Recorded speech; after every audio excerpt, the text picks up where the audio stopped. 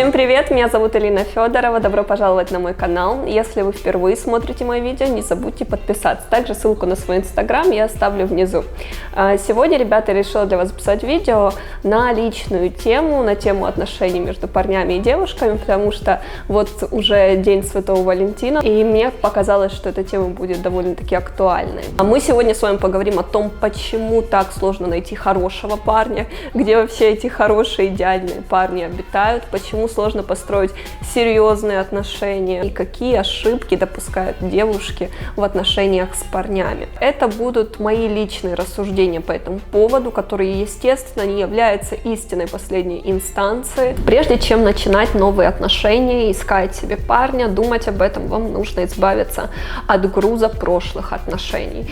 Если вы до сих пор вспоминаете своего бывшего, постоянно сидите у него на страничке, там его в социальных сетях, еще страдаете по нему, вступать в новые отношения, это было бы совсем неправильно. Во-первых, вы можете перенести проблемы с прошлых отношений на свои новые отношения. Также вы можете не распознать того человека. Вот вам сейчас плохо, одиноко, вам нужна поддержка, появится какой-то просто рандомный человек в вашей жизни, и вы можете его воспринять как того самого, хотя это просто человек, который попался вам под руку и который в какой-то степени поможет вам отвлечься, залечить раны, но он не будет тем самым человеком, с которым вы готовы быть всю жизнь. И вы можете просто начать какие-то ненужные отношения, которые принесут вам обоим боль тоже в будущем. Нужно сначала залечить все свои душевные раны, нужно отпустить. Психолог, друзья, путешествия, то есть, это уже отдельная тема, но это необходимо сделать, если вы хотите в будущем построить нормальные гармоничные отношения. Еще я считаю, что нет ничего зазорного,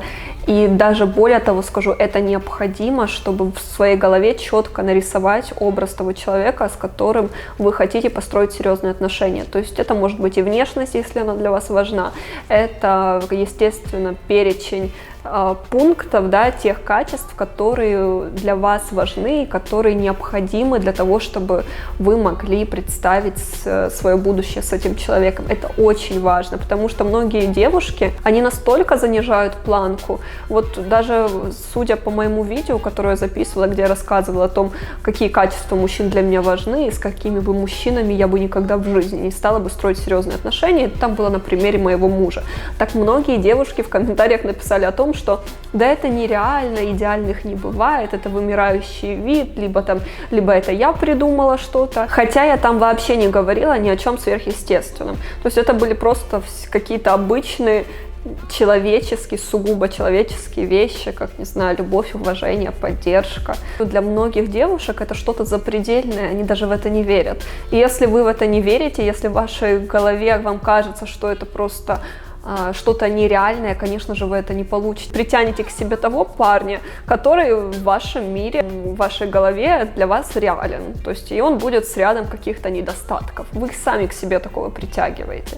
Ни в коем случае нельзя занижать планку. Вы должны четко, можно даже на листке бумаги прописать, каким вы видите своего будущего мужа, что для вас является главным. И поверьте, вы найдете того человека с всеми этими достоинствами, и при этом все равно он не будет идеальным. У него будут какие-то другие недостатки, но в этом и суть, что мы находим такого человека, у которого присутствуют те достоинства, те качества, которые для нас просто важны и необходимы, и с недостатками которого мы сможем смириться. Другой вопрос в том, что если вы хотите видеть рядом с собой порядочного, красивого, умного, обеспеченного, интересного, любящего и так далее человека, вы должны ему соответствовать. А, конечно же, есть истории из разряда сказки о Золушке, когда полное несоответствие в паре, но это, опять-таки, на мой взгляд, это исключение из правила. Чаще всего, если взглянуть на всех вокруг, то люди друг другу соответствуют. И вы должны научиться себя объективно правильно оценивать. Если вы понимаете, что вы явно не дотягиваете до того человека, которого вы нарисовали в своей голове, понятное дело, вы можете не дотягивать до мужчины в финансовом плане, возможно, вы хотите богатого, успешного очень мужчину и понимаете, что у вас нет возможности достичь такого же финансового уровня, но при этом, возможно, у вас есть ряд других характеристик, возможно, у вас есть хорошее образование, вы очень интересная, грамотная девушка, которая может поддержать разговор на любую тему, вы интеллигентная, у вас нет вредных привычек, а еще вы красавица и так далее по пункту. Тогда почему бы нет? Тогда, естественно, вы можете претендовать на парня там, успешного. Но если вы понимаете, что вы хотите, но по всем пунктам у вас самой провал, то тогда нужно, конечно же, браться за работу над собой. И нужно тогда не понижать свою планку. Я считаю, что понижать свою планку тоже неправильно. Нужно хотеть всегда большего и лучшего, но при этом нужно тогда работать над собой, нужно совершенствовать себя, и по мере того, как вы будете развиваться, улучшаться, вы притянете к себе того самого вашего принца. Мне нравится выражение «любовь нечаянно нагрянет, когда ее совсем не ждут». Это действительно правда. Как только вы начнете развиваться, как только вы начнете заниматься собой, когда вы начнете ощущать себя счастливым, то есть от того, что вы делаете, это могут быть курсы, танцы, не знаю, изучение другого языка, вы получаете там образование какое-то, занимаетесь в спортзале, вы постоянно ходите там с друзьями куда-то и так далее, когда вот ваша жизнь, она становится такой интересной и полноценной, вы, во-первых, не концентрируетесь, так не делаете акцент на ваших там несостоявшихся отношениях, вы увлечены своей жизнью, и тем самым, конечно, уже вы будете притягивать к себе внимание парней. Я уверена, что вы все помните правила о том, что нужно делать для того, чтобы исполнялись ваши желания. И первый принцип – это сильно чего-то захотеть, вот страстно, а потом просто забыть об этом и отпустить. То же самое работает и в отношениях. Вот вы захотели, чтобы у вас наладилась личная жизнь. Захотели, все, забыли, отпустили, живете своей жизнью. Иначе, если вы будете слишком на этом зациклены, если вы каждый день будете об этом думать, страдать по этому поводу каждый вечер, ни к чему хорошему это не приведет, и вы только себе же навредите. И то, что происходит, наверное, в большинстве случаев. Женщины, девушки превращаются просто в каких-то отчаянных. Вот эта вот отчаянность, она очень видна, она очень бросается в глаза, и она считывается парнями. То есть, если девушка настолько жаждет отношений, настолько она вот хочет найти этого самого парня, что у нее просто видно по ней, по ее лицу. Либо же есть категория девушек, что они просто себя не могут держать в руках, и они начинают быть настолько активными. Они активно флиртуют, они громко хохочут, они пытаются всячески просто привлечь к себе внимание. Они делают комплименты мужчинам, они всячески проявляют инициативу, тут же пишут после встречи и так далее. Их как-то слишком много, что, опять-таки, есть два варианта. Либо же это отпугивает парней, либо же они просто пользуются такими девушками, потому что они легкая мишень. Тут очевидно, что она заинтересована, и все. И потом эти парни пропадают. И то, что очень легко, естественно, все будут этим пользоваться, но это не будет представлять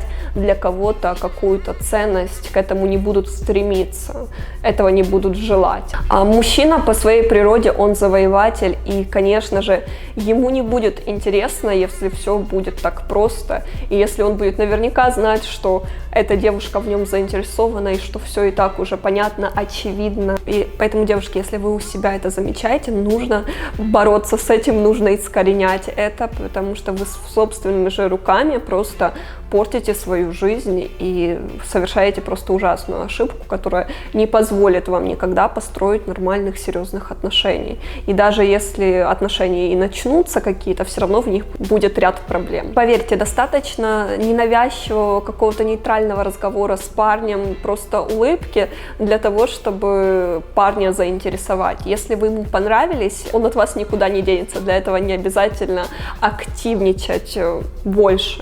Ну, то есть, мне кажется, это уже мужская прерогатива. Кстати, сейчас я тоже немножко предугадаю. Некоторые девушки, наверное, могут сказать, а как же, сейчас такое время, что парни такие пошли, нужно самой проявлять как-то инициативу, иначе там не одна, то другая, то есть и всякое такое. Естественно, конечно, множество таких парней, что если вы не проявите инициативу, он запросто переключится на вторую, там, не на вторую, на третью. Если у вас цель такая, найти парня для серьезных отношений, зачем вам парень, который вот с легкостью, вот, ну окей, не проявила это ко мне инициативу, я найду там вторую девушку. Ну, я считаю, что это такие какие-то инфантильные мальчики, даже, не знаю, не мужчины. Между нами девочками я вам откровенно скажу, что я всегда была во всех коллективах, там, среди людей, я всегда была как снежная королева. Вообще, я, по сути, интроверт. Когда я в компании людей, я такая, я очень тихая, я обычно на своей волне, о чем-то своем думаю, немножко отстраненная. Я не могу сказать, что я душа компании, я вообще не душа компании. Таких людей, с которыми мне было комфортно, это единицы. И, естественно, в основном вот люди, которые находятся, мне неинтересно с ними. И несмотря на то, как бы я ни старалась не показывать это, улыбалась, была вежлива, естественно, все равно люди это считывают, что у меня нет интереса к ним. И я такая, знаете, я с ними, но я не с ними. И я какая-то немножко как отчужденная. Вот так у меня получается, и поэтому вот этот вот образ снежной королевы у меня есть, хотя это не придуманный образ, это не то, чтобы я специально хотела, не то, чтобы я это планировала, либо как тактика какая-то, нет, просто я такой человек. И я вам рассказываю, как на моем опыте получается с парнями, что чем меньше я хочу от них внимания, чем больше я от них отстраняюсь и, мол, не разговаривайте со мной, не трогайте, тем больше как-то ко мне проявляют инициативу и больше я получаю внимания в ответ.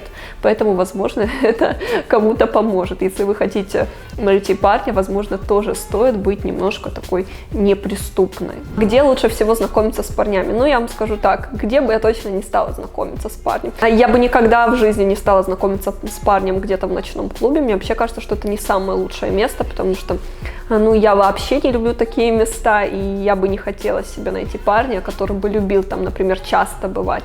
То есть я иногда хожу в ночные клубы, но это, скажем так, исключение из правила. Также это место, где в основном все люди пьют, то есть они находятся в состоянии алкогольного опьянения, там полумрак. Я вообще не знаю, как там можно знакомиться с кем-то, рассматривая эти отношения для каких-то будущих серьезных отношений. То есть, ну, вероятность очень маленькая. Приведу вам еще один пример, как мне кажется, одной из самых неудачных, неуместных попыток познакомиться с девушкой. Из машины выкрикивать, там, сигналить, притормаживать возле девушки, тоже попросить ее номер телефона и так далее. Мне кажется, что вот это вообще ужасно. И у меня это вызывает самые просто неприятные ассоциации. Со мной просто множество раз так пытались познакомиться, и это настолько отталкивает, это настолько мерзко. Все время в таких ситуациях просто хочется убежать, и кажется, что вас преследует просто какой-то маньяк, и сразу вспоминаешь, как там мама говорила, кто-то там тебя зовет к машине, что нужно убежать. Также я терпеть не могу знакомства на пляже. У меня не раз такое было, когда я лежу, загораю, и когда ко мне подходят какие-то парни знакомиться. И вот последний раз я помню, когда я была в Майами с мужем, у него была там работа, и он не всегда мог со мной ходить. И было несколько раз, когда я была одна на пляже, лежала, и я помню, один раз ждала девочку-фотографа, она должна была приехать, и ко мне просто через каждых несколько минут кто-то подходил. И я была очень уже, если честно, злая, меня это напрягало. И я просто говорю конкретно за себя, я терпеть не могу знакомства на пляже, потому что мужчины, естественно, рассматривают фигуру и даже смотрят, и не особо это скрывая и так далее, я бы сказала, откровенно пялятся и подходят к тебе с наглым видом, а давайте, девушка, с вами познакомимся. Мне кажется, что это вообще очень такое неудачное место для знакомства.